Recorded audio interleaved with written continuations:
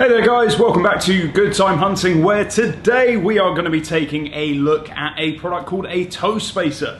Specifically, and I need to take them off for this, we are going to be taking a look at this one, which is from a company called Correct Toes.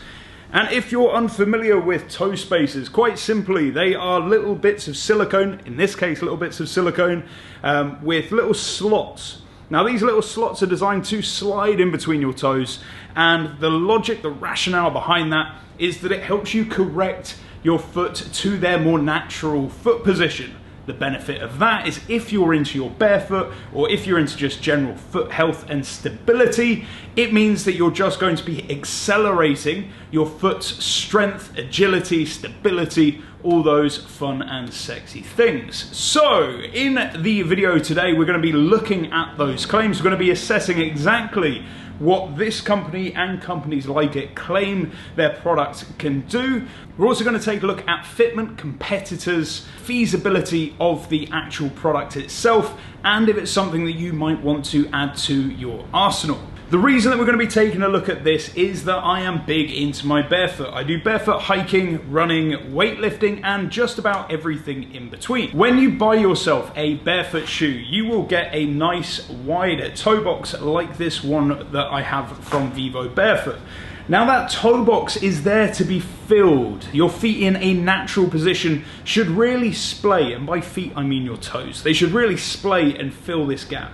The problem is that if you spend a long time, as I have, wearing normal traditional shoes that clench your feet into position, they pull your toes in, what can happen is you can't make the most out of it. Your toes aren't naturally pushing apart, be that because they're just restricted because they're used to it, or because you're wearing tight socks or whatever, and that's what this product aims to correct. In fact, if we take a look at the manufacturer's website, this is what they have to say. They say in the first section, Correct Toes, toe spacers align toes, strengthen feet, restore the foot's original position and function. Then below that, they say, designed by Dr. Ray McClanahan, who is from what I understand, a podiatrist, so someone that specializes in feet. Correct toe spacers are a device that is made from soft, flexible, medical grade silicone, the purpose of which is to encourage your toes back into their natural alignment, which restores their original function and promotes strength and pain relief. Correct toes spacers can be worn barefoot, as I'm doing now, with socks and within approved footwear that has a wide enough toe box. What I'm about to share with you right now is only my first opinion. I've only had them a couple of days, so it's not going to be fully formed. But what I am going to be doing is a long-term review where I wear these every single day for 30 days for an hour at a time, both passively and actively, with the goal of being able to give you a full unadulterated opinion as to whether or not they work. And the reason that I say 1 month, 30 days for an hour each day is because if you spend a little bit of time working through blogs and research and whatever, and actually on the Correct Toes website, the question is asked, how long does it take for toe separators to work? The answer apparently is 1 month. That's where you can expect to see an immediate effect. You should expect to see increased foot and ankle stability through improved structural alignment, relief from minor aches and pains, so things like bunions, plantar fasciitis, that's what this is meant to help with as well. And you should also expect mild muscle/joint soreness as toes change position and dormant muscles become more active. Right, I'll show you what they mean by this, I should imagine. But first things first. If you haven't already liked and subscribed to my channel, I do lots of barefoot work, specialise in barefoot work really. This is my current tripod situation. If you would please like and subscribe, then I should be able to get a proper tripod and I'll be able to bring you even better quality content. So anyway, as I was saying, we can do this together at the same time. So if you do this with me, you'll really get a firm understanding of why this product could potentially be necessary for you. If you kick off your shoes and socks and then look down at your foot, and I need to apologise by the way, my feet have had a very hard life, you will find one naked foot. Now, that naked foot in itself might be quite unremarkable, but what I want you to do is flex that foot, so contract the muscles on the underside of the foot. Now what you can see my toe doing here is pulling inwards. That is not a natural position. That toe should not be moving in on itself. It should be coming straight down. Watch what happens when I put these Correct Toes on. So clearly these are easy to put on because I've just done it with one hand. And also I'll explain what this bit of toilet paper is about in a second. Watch what happens to the foot now when I contract. It's now forced into a more natural foot position.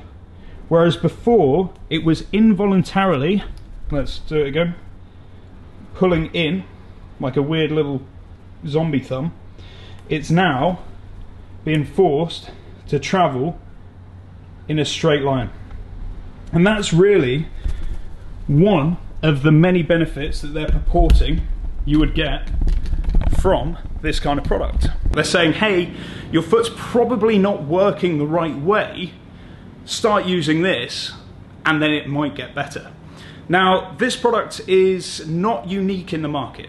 There are lots of products that you could potentially play around with. This one is not cheap. It is 55 Great British pounds, 65 of the finest United States dollars, which is quite a lot of money. The cheaper ones that I did find that I thought were valid were from a company called Toes. Theirs were £30, but the downside of that is whereas these are flexible, malleable, silicone, the Toes one, from what I understand, are not meant to be used in active movement. The problem with that, I'm a strength conditioning coach by the way, just for context. Now the problem with that is that passive range is no good. Passive range is where injuries occur. If your toes can naturally spread into this position, but you have no strength in that range, you have the widest toes in the land, but no strength there, all that's gonna happen is your bone's gonna fall out the joint. Right? It's not going to be a strong foundation for you to then go ahead and start hiking and running and weightlifting from. It's just going to be a wide base of support. The reason that I went for these is because they allow you to be active in them. And that's kind of where the benefit is. Not only are you being passively put into that position as my toe is now, it's spread out, but you're actually having to actively contract in that range. So you're building strength there as well. That all sounds really airy-fairy. In 30 days, we're really going to have the proof of the pudding and decide whether or not this product actually works or if they're blowing smoke up my ass. Now, I did say I'd explain what happened here and the other reason why I went for this product and not another.